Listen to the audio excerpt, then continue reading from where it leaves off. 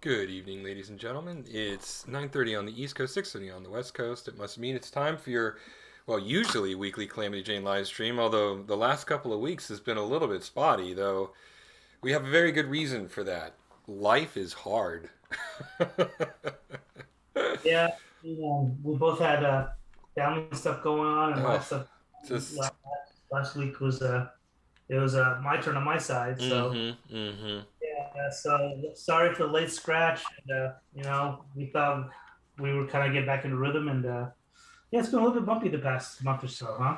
Yeah, February and March were they were challenging for both of us, but I mean, like I said the last time we did the stream, God willing, and the creek don't rise, there won't be any more chaos. I'm gonna say it again, even though I know I'm dooming myself to Murphy's law here. Hey, it's fine. I think there's no hurt in trying and saying it again and trying again. And here we are. We're Here here. we So here we are. Let's make this thing a thing. Let's make this a reality. yeah, exactly. So, Um, so what are we I what are we looking at tonight, James?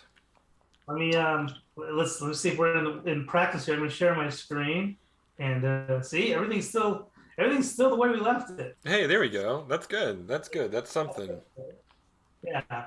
Today, to recap, a couple weeks ago, I played with the OCD bug and animations and stuff there. So for today, I'm still in our second act, and I'm just trying to find some moments where I want to animate some stuff. So Mm-hmm. I'm gonna animate a climbing, jumping off of Tinsel, and kind of setting up the poses. So you can see I already have a key pose of climbing here. I think it kind of gets bled out with the white background, but Mm-hmm. we have our standard pose of climbing. I'm gonna build some more poses based off of her standard pose to do a couple other drawings tonight while we just hang out and talk and That sounds good whatever. to me. That sounds good. So that's where we're at. Um, So I know you've been watching it too, and I'm just gonna jump right in here to the topic while you animate. uh, And I don't know if you're caught up yet, but it's an Apple TV show called Severance. yeah, yeah, Oof, man, I really dig that show. I yeah. really dig that show. Meet and I both watch it. Uh, yeah, we both like it. I think I like it more. Mm-hmm. The two of us, and too. I think what's the name of the actor's name? Is it Adam Scott? Adam Scott, yeah. I think. I mean, I've liked him since Step Brothers, but but I think he really kind of made his mark on Parks and Recreation. But yeah, him in this role, it's been fun to watch. He's a good actor, good comedic timing too. On top of that, I mean, Mm-hmm. the story's fun. I don't want to try to give away any spoilers, but man, the last episode, if you want to do a cliffhanger, if you want to have people come back, that's the way you do it. Are you talking about the most recent one, or yeah? Oh, so you're 100% caught up. I can't believe they cut to black on that moment. Yeah, I mean, I wasn't literally on the edge of my seat, but I was emotionally on the edge of my seat about what was going to happen next, and then credits, and you're like, oh yeah, that was no. great. That's the way you do it, man. That's how you make a really good. That's how you get them to come back. Oh yeah, oh yeah, for Oh yeah, sure. well, enjoy shows like that kind of can do that. Like now, it's one thing it'd be tiresome to keep doing that every week, but they don't. They don't, and that's what's great. I mean, it's a phenomenally well written show, and Uh, the other thing I'll say, and he hasn't directed every episode, but he did direct last week's episode. Sorry, yeah. enunciation. Sibilance, plosive. Watermelon. Oh, you got all the practice in. Yeah, I've just Yeah. got to get all of the mouth exercises going. Ben Stiller, Yeah. who has really matured as a director. Some of the stuff that he's doing in this show, I mean, he directed the pilot, and he and the director of photography, whose name is escaping me right now, did a phenomenal job of establishing the look and the feel, the visual feel of this, and the production designer as well, obviously. Mhm. Um, just the pilot did such an excellent job of creating this world, creating the style of the camera, how the camera is used, Mhm. just the cadence of the dialogue, how characters move, where they go. really, really, just from a visual standpoint, it's been really a treat to watch. And you know, the anachronistic technology within a modern world can get annoying sometimes, but because they keep it confined Yeah, to the that's, Lumen offices, yeah, it yeah. works, It right? works. Yeah, it can get away with it. It's a really clever way of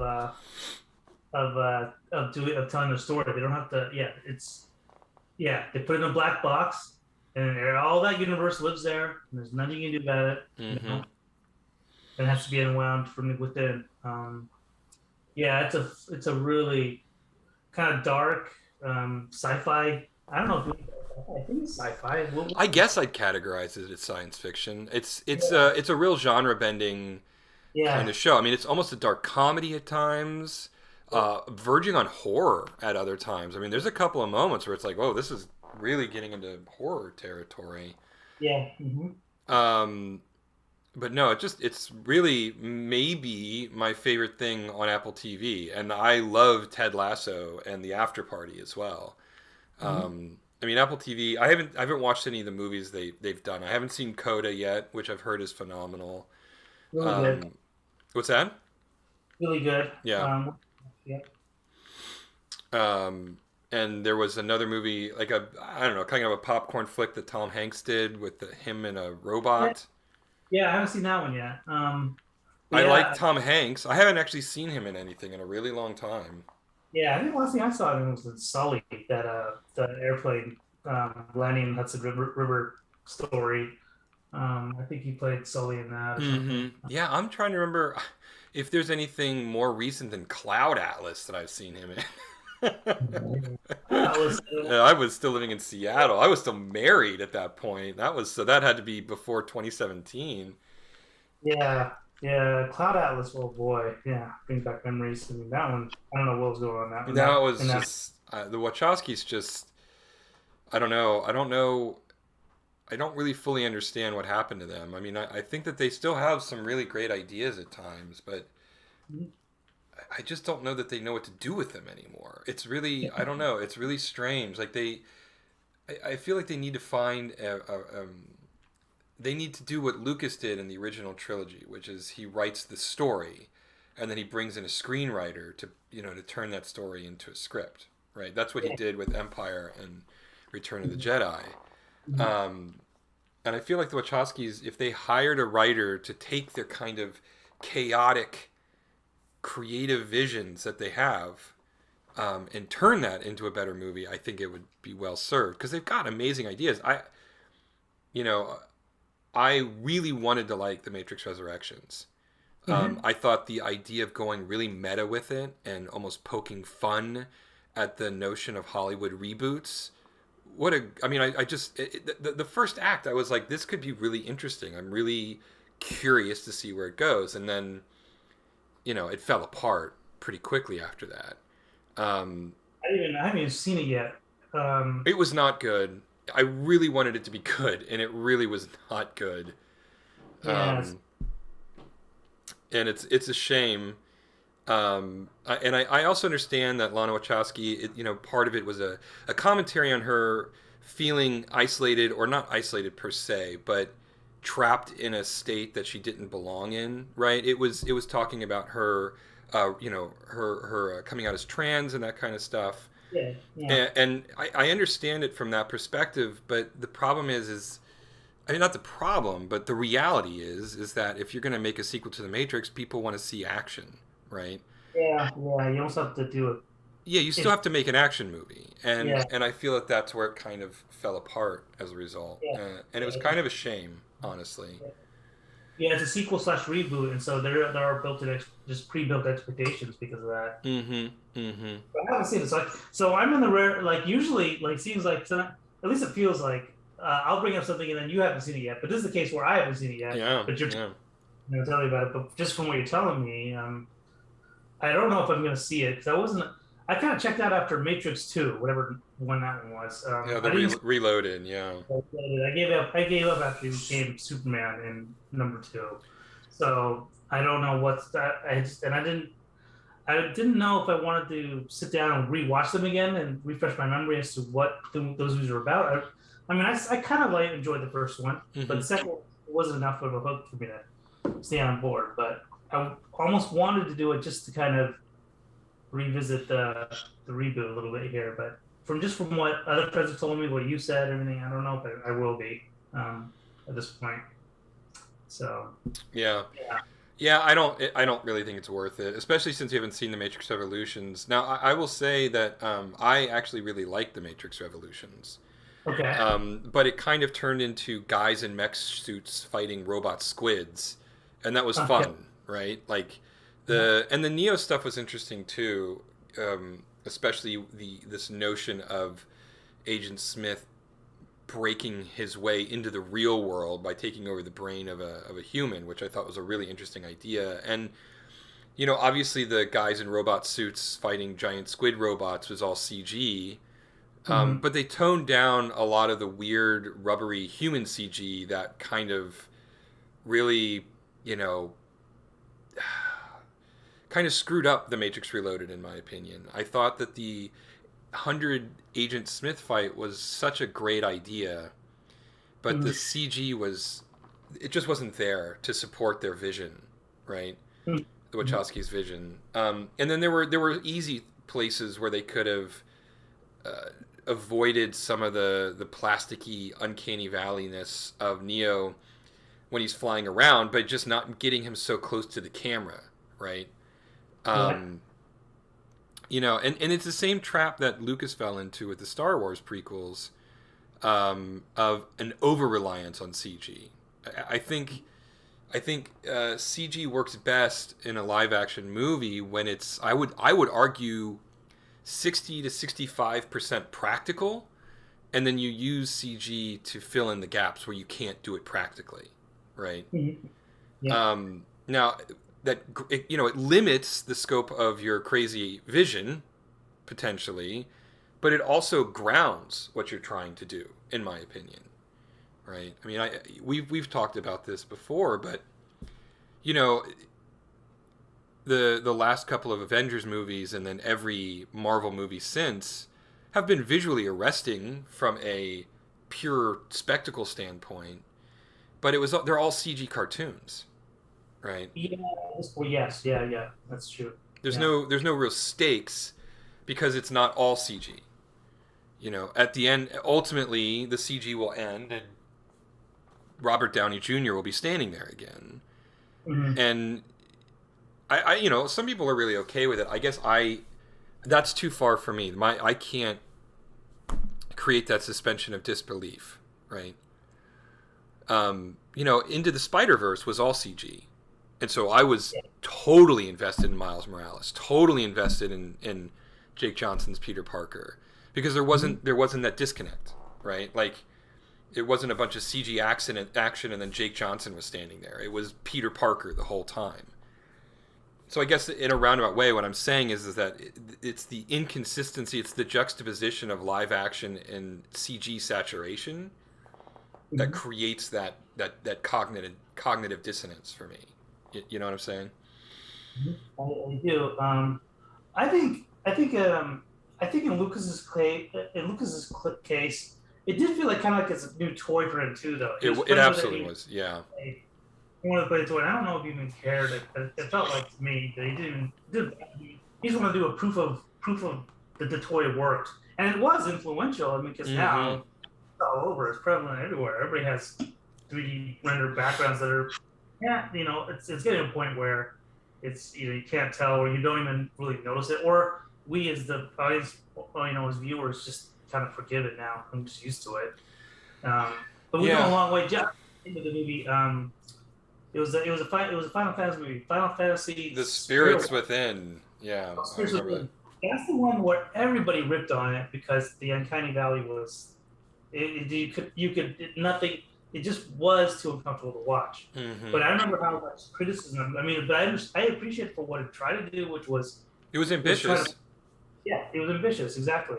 Then give it, like what 5 6 years later, then Lucas did it with backgrounds pretty much and Jar Jar Binks, and then now we keep going to the step, but then we still have Matrix here now, and it's still, I mean, the rubber hosey kind of stuff that you're talking about. I'm assuming because I haven't seen that one, but and it's probably still there. And you still can kind of tell where these humans are very good at telling that part of telling what's fake and what's not in some ways. I mean, because it just doesn't move exactly like human. Mm-hmm. Um, Mm-hmm.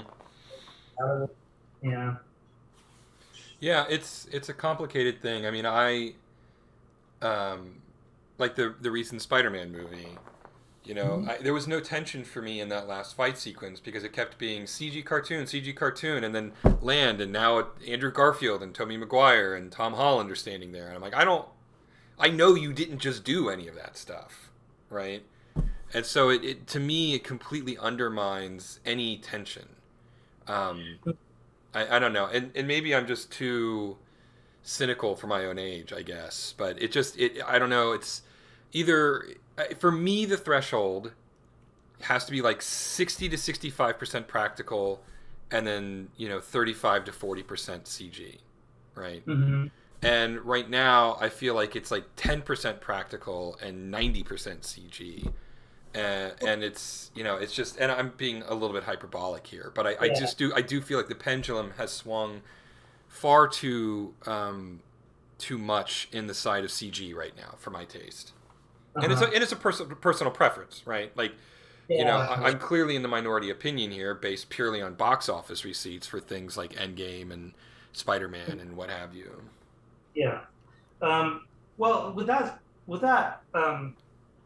ratio, I mean, what was your opinion on Iron Man, the very first Iron Man? That like it hit the balance for me, right? There It, was a lot of practicality. I mean, the explosions were real, yeah. right? Like this Iron Man flying around was You were. CG, but like you know, they were actually out in the desert in a real set. They actually created a cave set.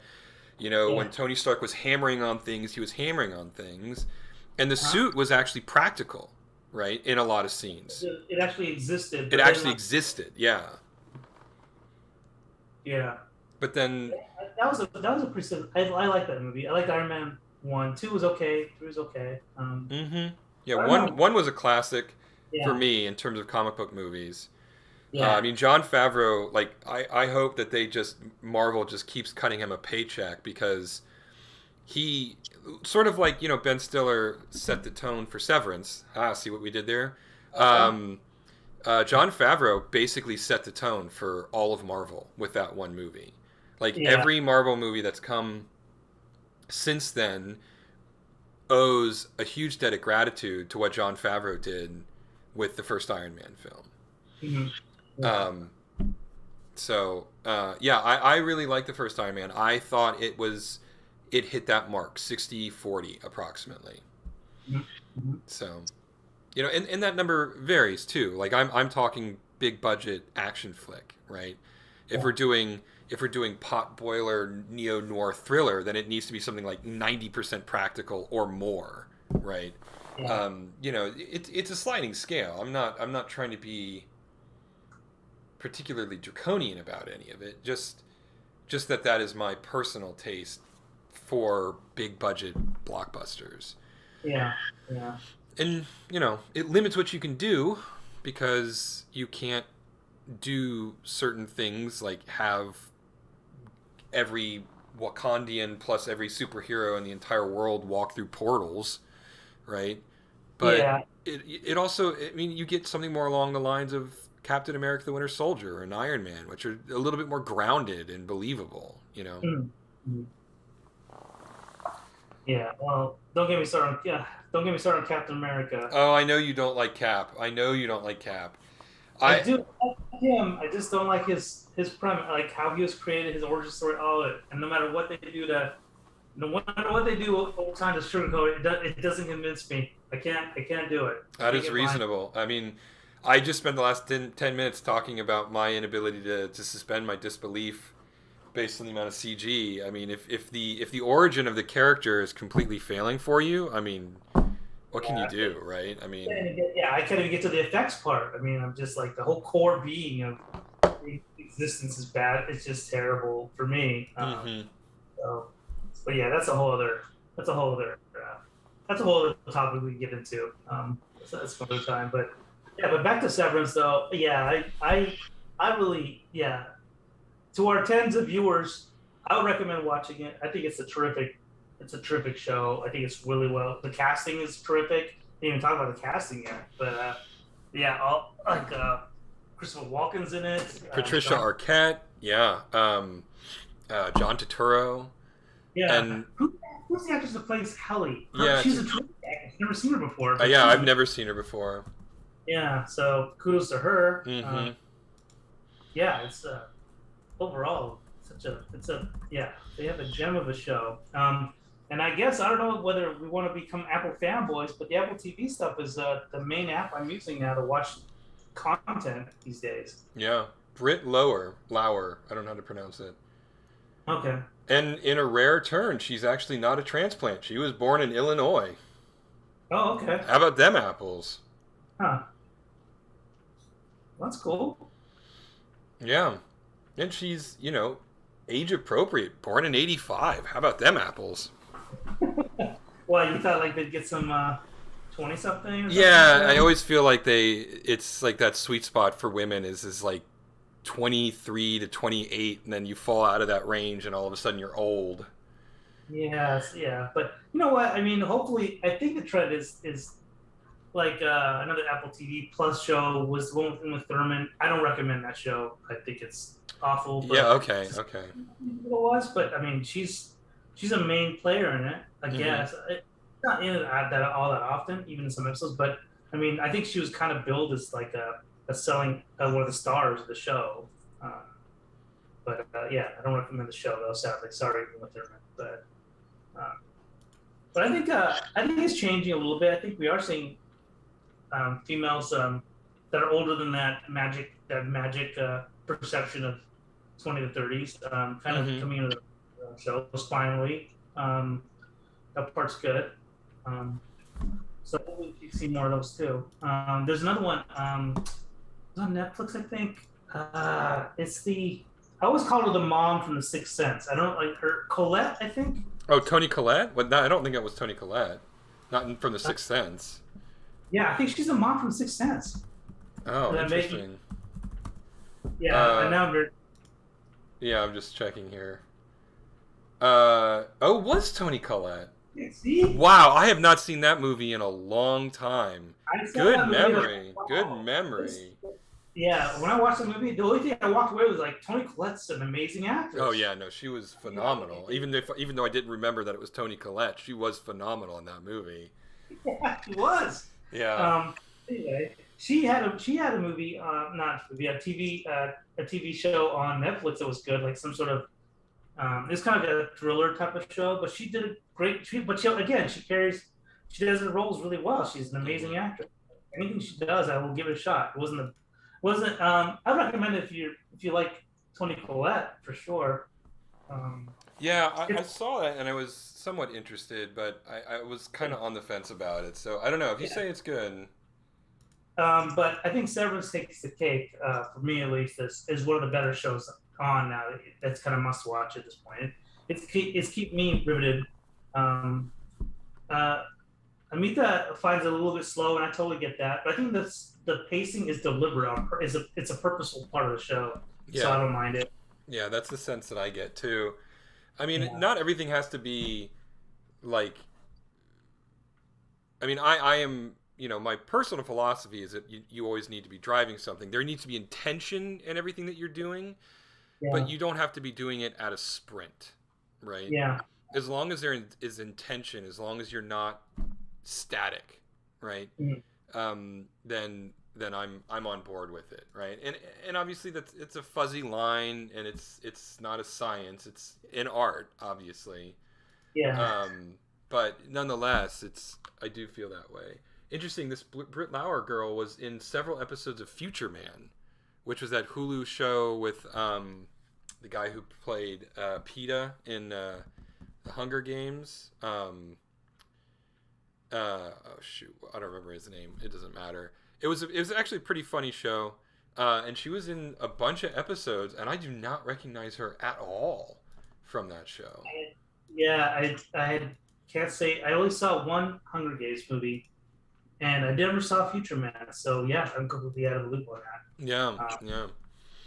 But Anyway, yeah, yeah, great cast. Um, really like it, and looking forward to the next one. I can't. I'm mad about how it ended. was that Um, the season finale? oh, I'm sorry. How that episode ended. Oh God, if that was the season finale, Oh, oh God. no way. That would Yeah. kill me. I mean, Uh, they got to have some sort of resolution. so another show I think it's must watch. But again, I don't know if I can get you to watch it. But I already told you about this offline. But Winning Time with John C. Riley playing the role of Dr. Buss, who created the Lakers craziness that we have today, as far as a sports franchise, is a really good show. And it's not just about basketball; it's about the dysfunction and the creation of running a business. That I find it's just I I can't recommend enough. I think it's a lot of fun. It's a really fun show. Granted, I think as an NBA fan, I do get to see these characters that I grew up with watching on the hardwood play basketball, and seeing them in another view of them. Told in a narrative sense. Who knows how much is truth or not? But it's a really fun show, and I think if you like John C. Riley, it's really worth watching just to see how he handles that role. I think he takes it over. I mean, and again, it's who's the director? The guy that directed Adam Don't Look Up. McKay, yeah. It's definitely has his fingerprints all over it. So whether I know sometimes it puts people the wrong way with how he picks his shots or tells a story, so you may not like it. So I'm not sure. I'm not sure where you're at with Adam McKay as a fan. I am generally speaking not a fan. Mm-hmm. I never found him to be a particularly compelling writer or director. Mm-hmm. The only movies that I've ever really liked of his were largely because the performers in them were excellent improvisers, and he basically called action, let them improvise for for several minutes, cut, let's do it again, and then he handed God knows how many hours of film to an editor and said, make a movie out of this. I mean, that's what it feels like to me. That Mm-hmm. I feel like personally that the only reason why Anchorman worked is because an editor turned a bunch of random improv shenanigans into an actual film, right? Um, um, and then he gets very political, and his politics are very one-sided and heavy-handed, right? Mm-hmm.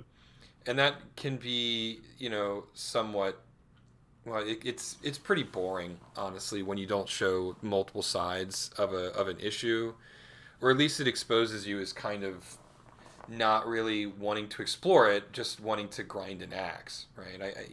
Seth MacFarlane is another classic example of someone who just wants to grind axes and doesn't really want to explore a topic.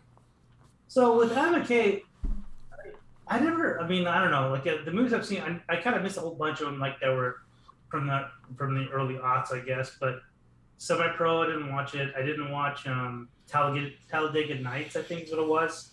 The Um, NASCAR one, yeah, yeah. yeah, I didn't watch any of those, so I don't know how much political stuff that he would inject in those. Oh Is he? no, no, those are his pre-political days, right? Oh, I see. Okay, yeah.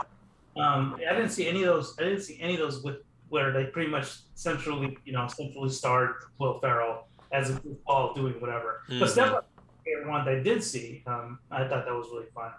But yeah, then I saw Vice, and to me it was just a documentary type of thing where he was just telling a story of the vice president that probably I don't know how popular Dick Cheney is and why people want to see a story about him, but whatever.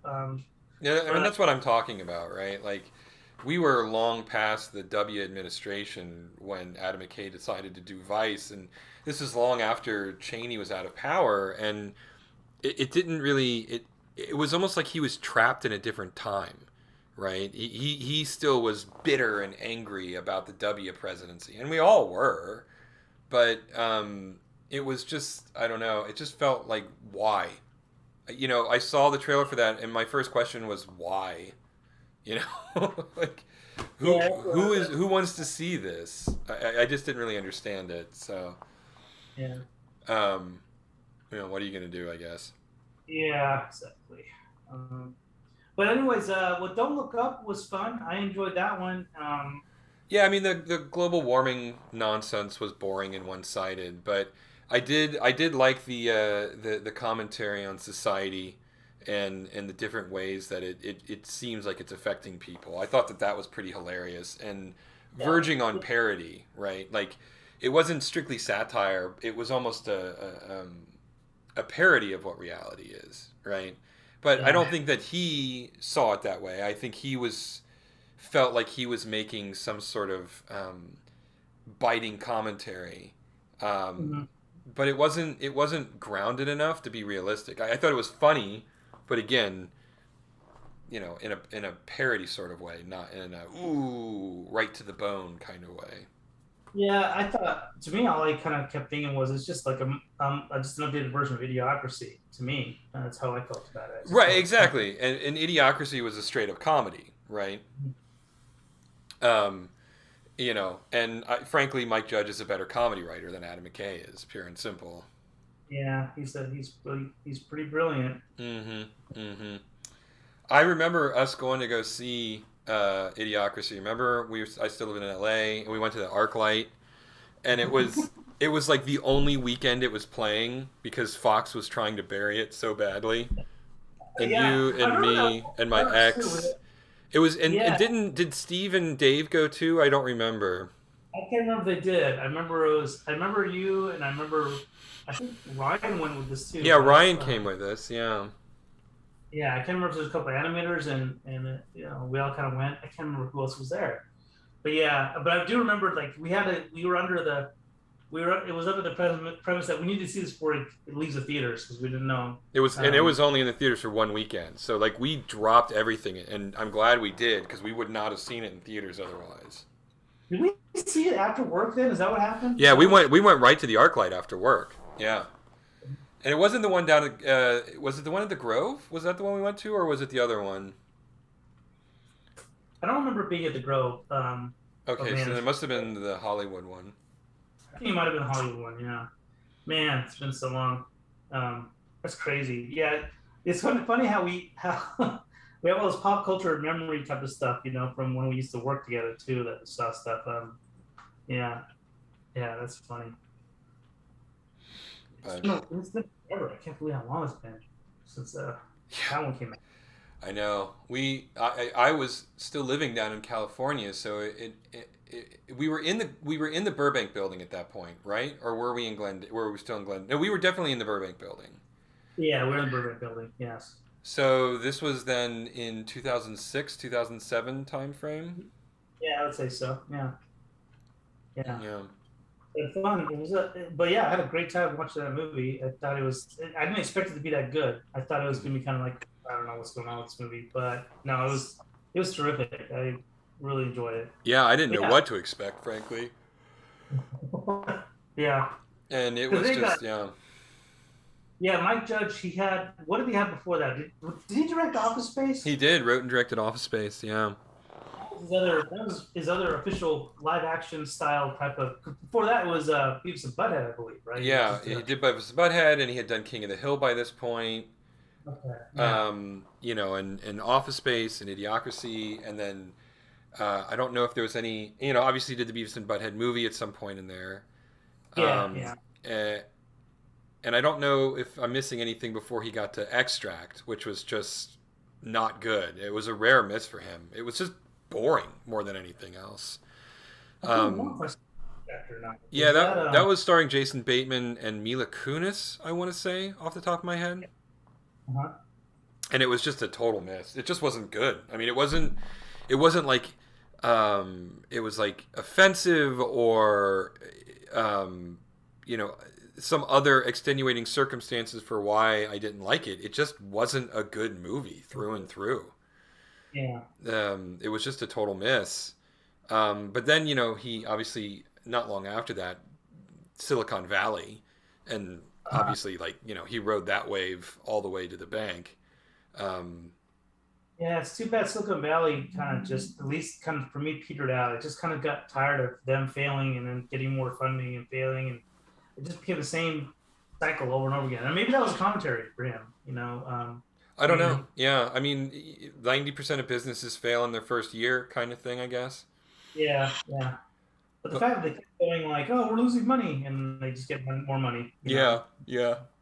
He's like, "Okay." Yeah, I, And I agree. It did. I mean, I watched it all the way through the end, and I don't regret it. It was funny. Um, I thought T.J. Miller was a fool for leaving the show, and Kumail Nanjiani got his personal life got so insufferable. I think it kind of bled into his character in the show. Um, well, what happened? I didn't know that there was a personal life issue going with him. well, he turned into this really obnoxious Twitter Uh, commentator, and his Twitter feed got filled with just vitriol and sort of, if you're not with me, you're against me, political viewpoints and that kind of stuff. And I don't know, it's just he got really weird. I don't know if the celebrity went to his head or some sort of life change impacted his perspective or view in the world, but he was always really funny when he was just apolitical, and then he got super political, and it's just like, okay, you kind of lost a sense of humor about yourself. And I don't know, maybe he's calmed down a little bit. That Netflix show Murderville, which has got Will Arnett, and he has like a celebrity uh-huh. um, co-star, and it's all the celebrity doesn't know what's going on, so they have to improvise their way through the Yeah, episode. yeah, yeah. He was great in that, and he was funny again, and it felt good to watch Kumail Nanjiani do something that I thought was humorous, right? It's funny. Like, I don't, as you know, I'm really not on social media that much, so I have no idea about that aspect of his life. I just saw the movie where he played himself and then how he met his wife. And that was a really sweet, It was a you sweet know, movie. Yeah, yeah. yeah. That was the last thing I saw, and I thought it was great. So, yeah, I had no other. I just don't pay attention to social media because everybody has a political opinion, so they'll voice it, and it's like I feel like looking at that stuff. I can go on there, I mean, but I don't I'm pay. not on Twitter, but it's just like I read the news, Mhm. and it just sort of percolates through. Yeah, I have no idea. But again, maybe that just shows that I don't really read the news all that Yeah, much good either. on you. I mean, I am completely off of social media now. I deactivated Yeah, Facebook and Instagram. I deleted my Twitter account years ago. I barely know what Snapchat or TikTok or any of the yeah, other whatever. social media apps are. So I yeah. So I'm mercifully completely out of the loop on that, and no FOMO to this point, at least. Yeah, that's kind of how I feel. Like I don't know. I mean, I sometimes I'll see snippets of Twitter stuff going on, and I kind of laugh a little bit, and I just move on. I just don't. I can't. I just don't want to look on my phone all day. I No, I really do. don't. Yeah, I don't. I don't either. I have a lot of things I'd rather be doing than mindlessly scrolling through other people's opinions Yeah, yeah. Uh, or pictures of their dogs or pictures of their children or whatever, pictures of their food. I don't know. dogs are so cute. I mean, I'll Um, look at dog pictures. I'll look at dog pictures, and I'm guilty. That's mostly everything that I posted on facial or Facebook or social media in general was pictures of yeah, my dog Penny. So yeah, yeah. look at what cute thing Penny's doing today. I mean, that was basically my largest contribution to the social media space. And you, that's a nice contribution. And Penny's a super adorable cute dog. So, it's, yeah, very photogenic. That dog. so, um, Um, but why don't we take a look at where you've got? We're running long, which is okay. We owed our rabid fan base a little bit of extra time anyway. yeah. So let's do that here. So I went from this sketch here to pretty much this sketch here. I'm kind of covering up the art here, but Hmm. yeah. So that's going to be one of her poses that she jumps off the bike. I'm pretty close. I got to wrap up the shoes and stuff like that. This is a pretty quick drawing, and we're Hmm. not going to see it very long. It'll be a held pose like over here on this side. I can't scroll over, but over here. Um, but yeah, so this is pretty much an in between drawing. So I don't want to spend too much more time on this one. I'll get to right to the point of getting to this pose. Hmm. But Hmm. yeah, so made a little bit of headway, made another pose, and keep on going. Cool. Very cool.